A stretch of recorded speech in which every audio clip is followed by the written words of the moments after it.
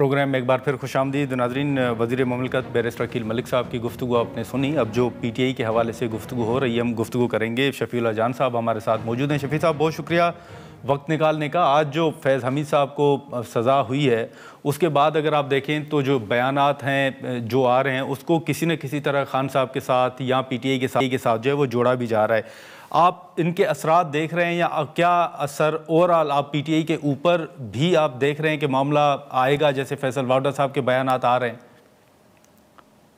دیکھیں بالکل آج جنرل فیض صاحب کو سزا سنا دی گئی ہے 14 سال کی. وہ ادارے کا جنرل تھا, ادارے نے اس کا کورٹ مارشل کیا اور ادارے نے اس کو سزا دی.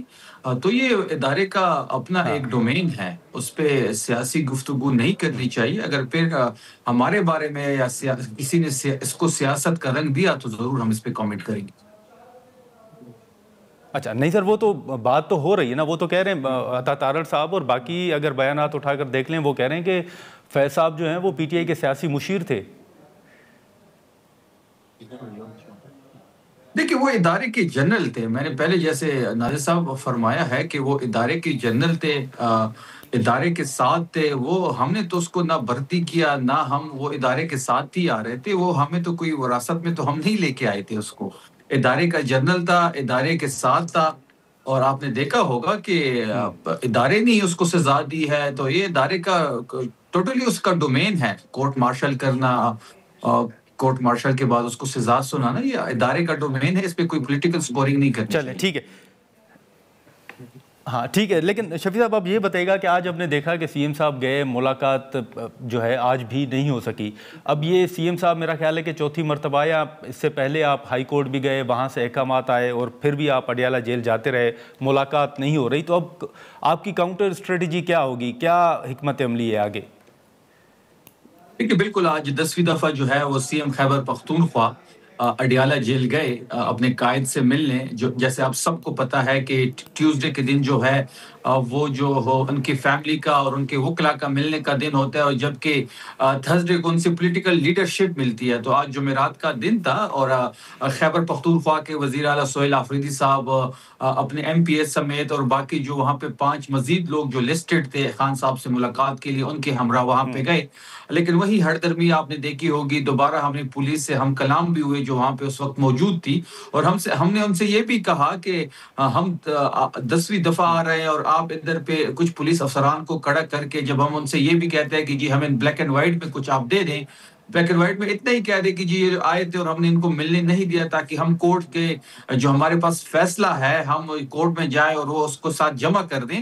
لیکن اس کے باوجود ہمیں کوئی بلیک اینڈ وائٹ میں کچھ چیز نہیں دی گئی, وہیں چپ وہاں پہ لگی ہوئی تھی. تو اب یہ سوچنے کی بات ہے کہ جو جیل کا سپرڈنٹ ہے وہ اتنا طاقتور ہے کہ نہ وہ آئین کو مانتا ہے, نہ قانون کو مانتا ہے, نہ ہائی کورٹ کے آرڈر کو مانتا ہے, نہ ہائی کورٹ کی آرڈر کی کوئی امپلیمنٹیشن ہو رہی ہے. جب ہم کنٹیمپٹ آف کورٹ میں جاتے ہیں تو کنٹیمپٹ آف کورٹ میں ہمارا کیس نہیں لگتا. 20 سے زیادہ ہمارے کنٹیمپٹ آف کورٹ اس وقت اسلام آباد ہائی کورٹ میں پڑی ہوئے ہیں جس کی سنوائی نہیں ہو رہی.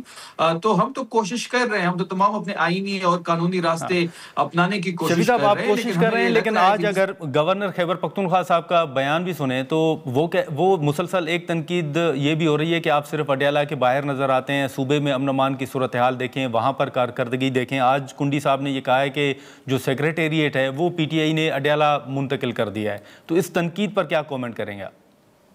دیکھیں جہاں تک گورنر خیبر پختونخوا کی بات ہے تو خیبر اس کی کوئی سیاسی حیثیت تو ہے نہیں. وہ ایک پیس آف پیپر پہ اور گورنر بنے ہوئے ہیں, اور گورنر کا جو ایک سٹیچر ہوتا ہے وہ سیاسی نہیں ہوتا, لیکن وہ مسلسل سیاسی بیان بازی بھی کرتے ہیں. آپ کو پتہ ہوگا کہ اس کی سیاسی حیثیت کوئی نہیں ہے. وہ تحریک انصاف سے ہاری ہوئے ہیں, وہ اپنے میئرشپ کا الیکشن تحریک انصاف سے ہاری ہوئے ہیں, اور وہ ابھی ایک پیس آف پیپر پہ گورنر بن گئے ہیں. تو وہ جو بات کر رہے ہیں اس کی اتنی وقت نہیں ہے. جہاں تک گورننس کی بات ہے تو خیبر پختونخوا کو کمپیئر کرتے ہیں باقی صوبوں کے ساتھ. گورنر تو ہے بھی پاکستان پیپلز پارٹی کا, جو ابھی ایک ٹرانسپیرنسی رپورٹ آئی ہے تو اس میں سندھ کے بارے میں جو لکھا گیا ہے تو وہ بھی بڑی سوچنے کی بات ہے. سب سے زیادہ کرپشن 46% سندھ میں ہو رہی ہے جہاں پیپلز پارٹی کی حکومت ہے, اس کے بعد پنجاب ہے, اس کے بعد بلوچستان ہے, اور اس کے بعد خیبر پختونخوا ہے.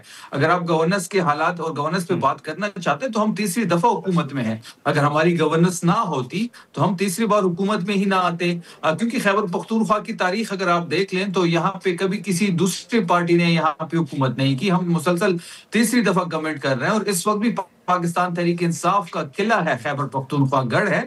تو گورنر صاحب کی کہنے سے یا نہ کہنے سے کوئی چیزیں چینج تو نہیں ہوگی, البتہ وہ اپنا اسٹیچر شو کر رہے ہیں.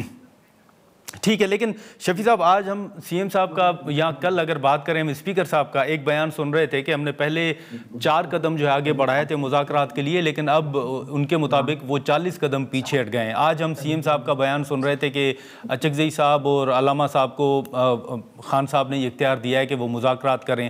تو اب مذاکرات اگر یہ اچکزئی صاحب اور علامہ صاحب موجود ہیں تو یہ مذاکرات کا انتظار سیاسی جماعتوں کی طرف سے گرین سگنل ملنے کا کیا جا رہا ہے یا پھر اسٹیبلشمنٹ کی طرف سے؟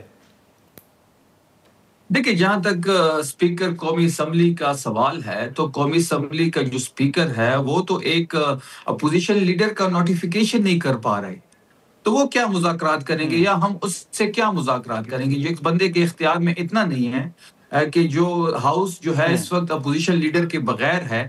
تمام پاکستان تحریک انصاف کے لوگوں نے سگنیچر کیے ہوئے ہیں محمود خان اچکزئی صاحب کے لیے, اور خان صاحب نے بھی ان کو نومینیٹ کیا ہوا ہے. اس کے باوجود ان کے اختیار میں نہیں ہے کیونکہ وہ انتظار میں ہے, فیصلہ کہیں اور سے آنا ہے اور اسپیکر جو ہے قومی اسمبلی کے انہوں نے امپلیمنٹ کرنا ہے, تو ان سے مذاکرات کرنے کا کوئی تک نہیں بنتا, نہ ان کا اختیار ہے نہ ان کے پاس بات کرنے کا کوئی ہمیں کوئی فائدہ نظر آتا ہے.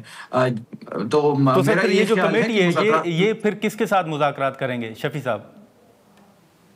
دیکھیں, میرا جہاں تک خیال ہے مذاکرات کے لیے جو اس وقت جو ہے وہ آپ کو پتا ہے کہ حکومت کے اختیار میں کچھ ہے نہیں, تو اس میں نیوٹرل جو لوگ ہیں وہ ایک رول پلے کر سکتے ہیں. جو حکومت کا حصہ نہ ہو وہ ہم سے بھی بات کر سکتے ہیں, گورنمنٹ سے بھی بات کر سکتے ہیں, مقتدرہ حلقے سے بھی بات کر سکتے ہیں. تو نیوٹرل لوگ ایک اچھا آپشن ہوگا اگر مذاکرات کی طرف بات آگے بڑھتی ہے. اچھا سر, آپ کے نزدیک نیوٹرل لوگ کون ہیں؟ سیاسی لوگ بھی ہو سکتے ہیں, باقی شعبوں سے تعلق رکھنے والے لوگ بھی ہو سکتے ہیں. پاکستان میں کافی ایسے لوگ موجود ہیں جو کہ نہ گورنمنٹ کا حصہ ہے اس وقت اور نہ ہی پاکستان تحریک انصاف کا وہ حصہ ہیں, وہ اپنا رول بھی پلے کر سکتے ہیں اس میں.